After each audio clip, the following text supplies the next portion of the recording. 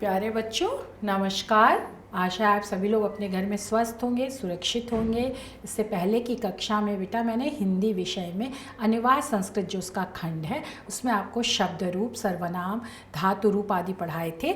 आज मैं उसी के बाद आपको जो है वो हिंदी से संस्कृत में अनुवाद पढ़ाने जा रही हूँ। आशा है आप पढ़ने के लिए तैयार हो गए होंगे और मैं आपको इस अनुवाद के कुछ नियम बता देती हूँ। हिंदी संस्कृत अनुवाद से संबंधित बेटा कुछ बातों का क्या है, हमें निम्नलिखित बातों का ध्यान रखना चाहिए। सर्वप्रथम हमें कर्ता के, स्वतंत्र कर्ता जो कार्य करने में स्वतंत्र है वही क्या कहलाता है, कर्ता कारक कहलाता है। प्रथमा विभक्ति होता है और उसके लिंग का बेटा और वचन का और पुरुष का, जैसा कि हमने बताया संस्कृत में 3 लिंग है ना, पुल्लिंग, स्त्रीलिंग और नपुंसकलिंग। तो कर्ता का लिंग क्या है, वचन क्या है, वचन भी 3 है, एक वचन, द्विवचन, बहुवचन, और पुरुष भी 3 है बेटा, प्रथम पुरुष, मध्यम पुरुष और उत्तम पुरुष। तो वो कर्ता इन तीनों में से किससे संबंधित है उसकी हमें जानकारी होनी चाहिए। लिंग ये हमने बता दिया, पुल्लिंग जिससे पुरुष होने का पता चलता है, जैसे हरि, भानु, बालक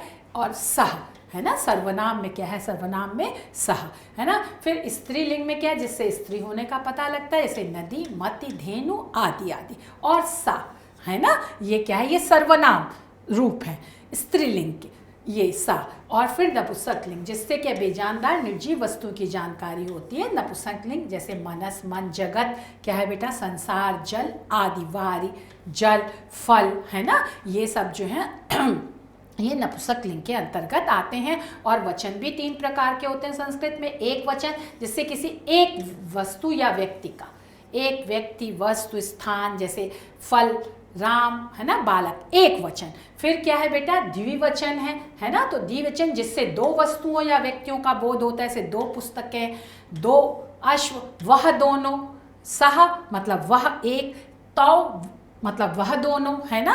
तो बहुवचन जिससे 2 या 2 से अधिक वस्तुओं का बोध होता है, जैसे लड़के, सहताओ, ते, वे सब, पुस्तकें, है ना।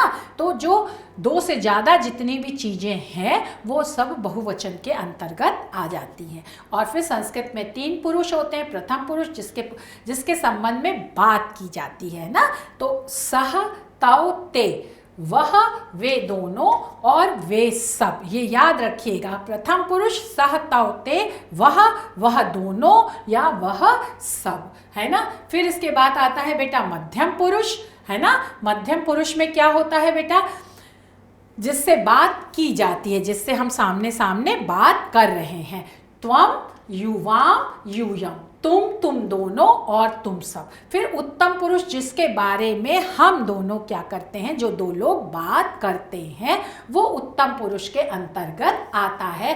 अहम, आवाम, वयम, है ना। तो धातु में भी क्या है बेटा, 9 शब्द है। पठति, पठता, पठन्ति, पठसी, पठता, पठत, पठामि, पठावा, पठामा, है ना। एक वचन, द्विवचन, बहुवचन, प्रथम पुरुष, मध्यम पुरुष, उत्तम पुरुष। ऐसे ही सर्वनाम भी क्या है बेटा, 3 है। सह, तौ, ते, है ना, त्वम, युवाम, यूयम, अहम, आवाम, वयम। एक वचन, द्विवचन, बहुवचन, और इधर प्रथम पुरुष, मध्यम पुरुष, उत्तम पुरुष। तो ये 9 का खाका आपको बिल्कुल स्पष्ट हो गया होगा। फिर कर्ता, क्रिया और धातु निम्नवत है ना। कर्ता जैसा कि हमने बताया, कर्ता क्या है, जो कार्य करता है।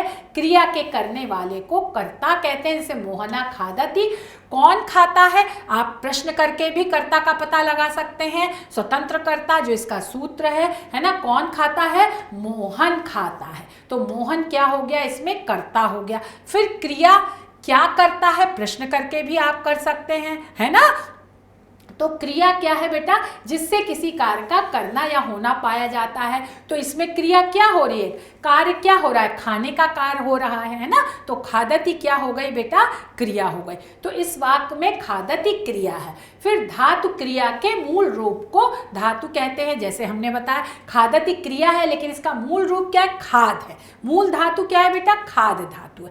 खाद से रूप चलता है, खादति, खादता, खादंति, खादसी, खादता, खादत, खादामि, खादावा, खादामा, है ना। फिर जिस पुरुष और वचन का कर्ता होता है उसके साथ उसी पुरुष और वचन, जिस कर्ता जो है अगर प्रथम पुरुष का है, एक वचन का है, तो क्या है बेटा, क्रिया भी प्रथम पुरुष एक वचन की लगेगी, यह इसका नियम है। फिर क्रिया पर कर्ता के लिंग का कोई प्रभाव नहीं पड़ता, चाहे बेटा क्रिया पर कर्ता के लिंग का, कर्ता चाहे स्त्रीलिंग हो, पुल्लिंग हो, नपुंसकलिंग हो, क्रिया का उसके ऊपर कोई प्रभाव नहीं पड़ेगा, चाहे सह आए चाहे सा आए, समझ में। लेकिन इसमें प्रथम पुरुष एक वचन की ही क्रिया का प्रयोग होगा, ये बात आप अच्छी तरह से समझ लीजिए कि क्रिया पर कर्ता के लिंग का कोई प्रभाव नहीं पड़ता है।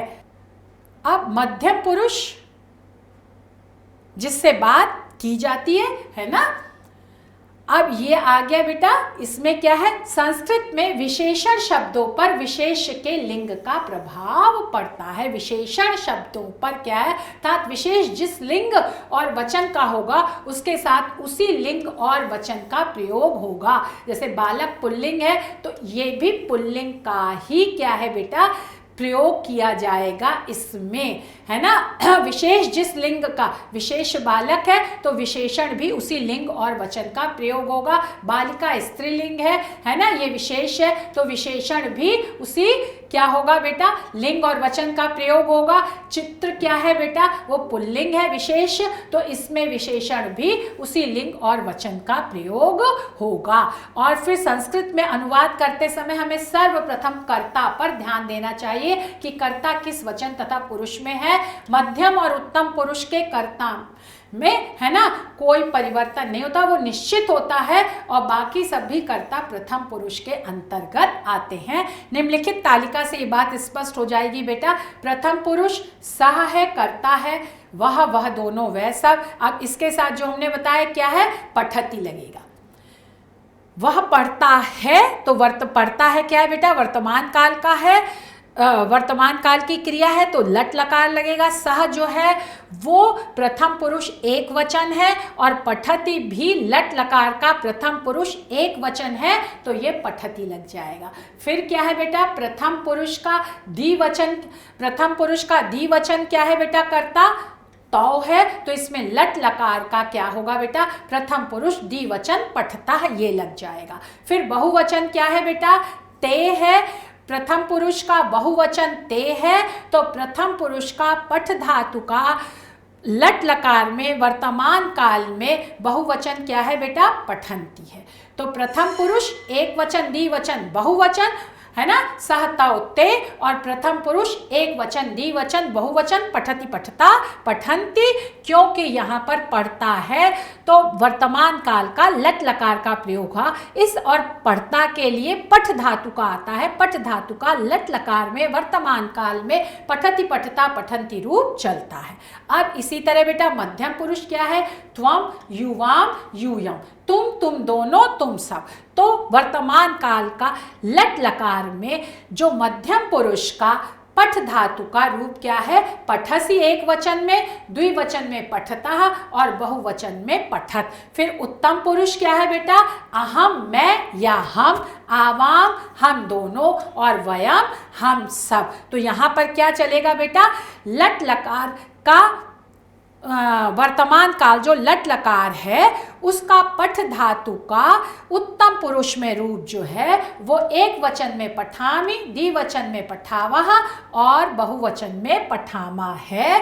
तो अहम के साथ पठामी एक वचन, द्विवचन आवाम के साथ पठावह, बहुवचन वयम के साथ पठामह। तो पठ धातु है, और क्या है बेटा, कर्ता पुरुष में सह तौ ते, त्वम, युवाम, यूयम, अहम, आवाम, वयम। उसी हिसाब से वो 9 शब्द हैं, उसी हिसाब से ये 9 शब्द हैं। सह तौ ते, त्वम, युवाम, यूयम, अहम, आवाम, वयम, पठति पठता पठंती, पठसी पठता पठत, पठामी पठावा पठामा। आशा है ये बात बच्चों आपको समझ में आ गई होगी अच्छे से, है ना। अब आ जाइए, यदि कर्ता प्रथम पुरुष का होगा तो क्रिया भी क्या है बेटा, प्रथम पुरुष की होगी। यही जो बात अभी हमने आपको बताया। और कर्ता जिस वचन का होगा क्रिया भी उसी वचन की होगी। प्रथम पुरुष तो क्रिया भी प्रथम पुरुष, कर्ता एक वचन तो क्रिया भी एक वचन, है ना। इनमें परिवर्तन नहीं होना चाहिए। अगर परिवर्तन हो जाएगा तो अनुवाद अशुद्ध हो जाएगा। ठीक है। संस्कृत में सामान्यतः निम्नलिखित 5 लकारों कारों का प्रयोग किया जाता है। लट लकार वर्तमान काल के वाक्यों के साथ, कर्ता वचनानुसार लट लकार की, लंग लकार भूतकाल भूतकाल के कार्यों के साथ, जैसे अपठत अपठताम अपठन, है ना, सहतौते, तो इस तरह से चलेगा। फिर लिट, ये क्या है बेटा, लिट लकार है, ये भविष्य काल है, तो भविष्य काल के वाक्यों के साथ कर्ता जो है, जैसे पठिष्यति पठिष्यता पठिष्यन्ति पठिष्यसि पठिष्यता पठिष्यत् पठिष्यामि पठिष्यावा पठिष्यामः सहतौते त्वं युवाम यूयम अहम आवाम वयम। फिर लोट लकार जहाँ बेटा आज्ञा दी जाती है उसके अनुसार भी, सहतौते त्वं युवाम यूयम अहम आवाम वयम पठतु पठताम पठन्तु पठ पठतम पठत पठानि पठा पठाम। ये आपको समझ में आ गया। फिर विधिलिंग लकार विधि के चाहिए के अर्थ में, है ना, यहाँ पर भी क्या आएगा, सहतौते त्वं युवाम यूयम अहम आवाम वयम, तो पठेत पठेताम पठेयु पठे पठेतम पठेत पठेयम पठे पठे। तो ये आराम से आप इस तरह समझ लीजिए कि जैसा कर्ता होगा वचन और पुरुष और लिंग, वैसा ही क्या होगा बेटा, ये आपकी क्रिया भी होगी। अब कर्ता एवं क्रिया की बेटा उपरोक्त तालिकाओं के आधार पर खाद जो क्रिया को प्रयुक्त करके तीनों पुरुषों और वचनों का अनुवाद विवरण इस प्रकार है। खाद धातु खाना, है ना, क्या है, मूल धातु खाद है, क्रिया लट लकार वर्तमान काल वह खाता है ना। अब प्रथम पुरुष क्या आएगा बेटा, कर्ता क्या है, वह है, सा है, और खाता है, ये क्या है, लट लकार में आता है, और वह प्रथम पुरुष एक वचन है लट लकार का, तो क्रिया भी प्रथम पुरुष एक वचन की लट लकार की आएगी, तो इसलिए खादति। ये बात आपको समझ में आ गई। फिर बेटा द्विवचन आ गया, वे दोनों खाते हैं, तौ, वे दोनों के लिए क्या होगा, सर्वनाम शब्द तौ है। तो ये क्या है बेटा, प्रथम पुरुष का द्विवचन है और लट लकार है, तो खादति के बाद क्या आता है, खादतः। द्विवचन का रूप जो है खाद धातु का लट लकार में खादता है, तो ये प्रयोग किया। फिर वे सब खाते हैं, वे सब के लिए संस्कृत में सर्वनाम क्या है, जो ते है, और ये प्रथम पुरुष बहुवचन है, तो यहाँ क्रिया भी प्रथम पुरुष बहुवचन की लगेगी, और क्या है बेटा, लट लकार की लगेगी, क्योंकि वर्तमान काल में चल रहा है, तो ते खादन्ति। अब हम आते हैं मध्यम पुरुष में। मध्यम पुरुष में जो है वो क्या आता है, त्वम युवाम यूयम, तुम दोनों, तुम सब, है ना, और वर्तमान काल है तो लट लकार चलेगा। ये बात अच्छे से समझ में आ गई होगी, है ना। और मध्यम पुरुष है तो मध्यम पुरुष का एक वचन, द्विवचन और बहुवचन चलेगा। तो तुम के लिए क्या आता है, संस्कृत में त्वम आ गया, और मध्यम पुरुष एक वचन है, तो खाद का लट लकार का मध्यम पुरुष एक वचन खादसी है। और फिर जो है युवाम तुम दोनों के लिए आ गया, इसका जो है खाद धातु का लट लकार में मध्यम पुरुष द्विवचन खादतः है। फिर तुम सब हो, तुम सब के लिए संस्कृत में यूयम है, तो यूयम मध्यम पुरुष बहुवचन है, तो खाद धातु का लट लकार में जो है वो मध्यम पुरुष का बहुवचन खादत है।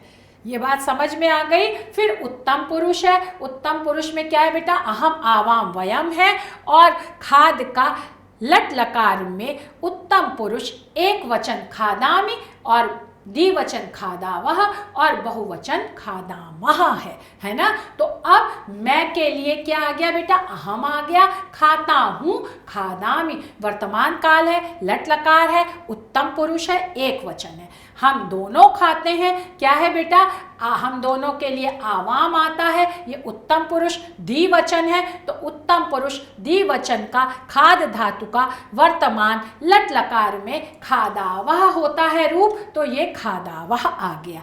अब हम सब खाते हैं, हम सब के लिए संस्कृत में उत्तम पुरुष बहुवचन है, उसके लिए क्या है, वयम आता है, और हम सब के साथ क्योंकि ये उत्तम पुरुष का बहुवचन है, तो लट लकार में खाद धातु का उत्तम पुरुष का बहुवचन का रूप खादामह होता है, इसलिए यहाँ पर खादामह लिखा गया है। आशा है आपको ये बात अच्छी तरह से समझ में आ गई होगी। एक बार मैं फिर बता दे रही हूँ कि ये खाद धातु का खाद जो मूल है ना, धातु, उसका लट लकार का वर्तमान काल में प्रथम पुरुष, मध्यम पुरुष और उत्तम पुरुष में ये रूप चल रहा है एक वचन, द्विवचन और बहुवचन में, है ना। और सर्वनाम क्या है बेटा? सह तौ ते, त्वम युवाम यूयम, अहम आवाम वयम, और इसी के साथ ये 9 शब्द और फिर ये 9 शब्द, खादति, खादतः, खादन्ति, खादसी, खादथा, खादत, खादामि, खादावह और खादामह। तो ये वर्तमान काल हो गया। ऐसे ही हम आपको जो है भविष्य काल, भूतकाल और आज्ञा के अर्थ में, चाहिए के अर्थ में विधिलिंग, लोट, लंग और लिट लकार के भी अनुवाद आपको आगे, और कर्ता कारक के साथ कैसे अनुवाद किया जाता है वो हम आपको बताएंगे। कुछ वाक्यों का आप संस्कृत में यहाँ पर अनुवाद कर लीजिए, वर्तमान काल के वाक्यों का संस्कृत में अनुवाद। जैसे रमेश पढ़ता है। अब रमेश क्या है बेटा? जैसा कि हमने बताया,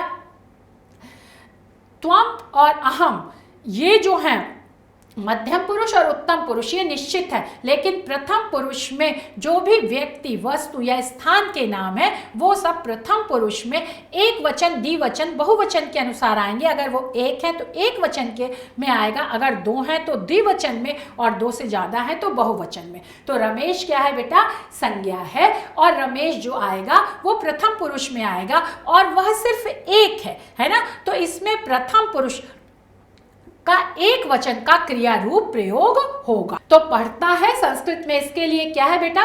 पढ़ता के लिए पठ धातु का प्रयोग किया जाता है, और ये पढ़ता है मतलब वर्तमान काल है, तो लट लकार, पठ धातु का लट लकार का प्रयोग किया जाएगा। और रमेश क्या है बेटा? प्रथम पुरुष, एक वचन है, तो पठ धातु का वर्तमान काल, लट लकार का प्रथम पुरुष का एक वचन का प्रयोग किया जाएगा रूप। तो यहाँ पर क्या हो जाएगा? रमेशः पठति। फिर बेटा क्या है? दूसरा है बालक जाता है।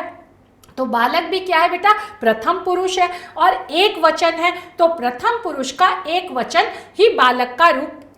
तो यहाँ पर क्या हो जाएगा? बालिका। फिर जाता है, जाने के लिए क्या है बेटा? गम धातु का प्रयोग किया जाता है। गम धातु का प्रयोग किस तरह से चलता है? गच्छति की तरह, गच्छति, गच्छता, गच्छन्ति, गच्छसि, गच्छता, गच्छत, गच्छामि, गच्छावा, गच्छामा। और जाता है, इसका मतलब ये वर्तमान काल है। वर्तमान काल के लिए संस्कृत में क्या है बेटा? लट लकार का प्रयोग किया जाता है।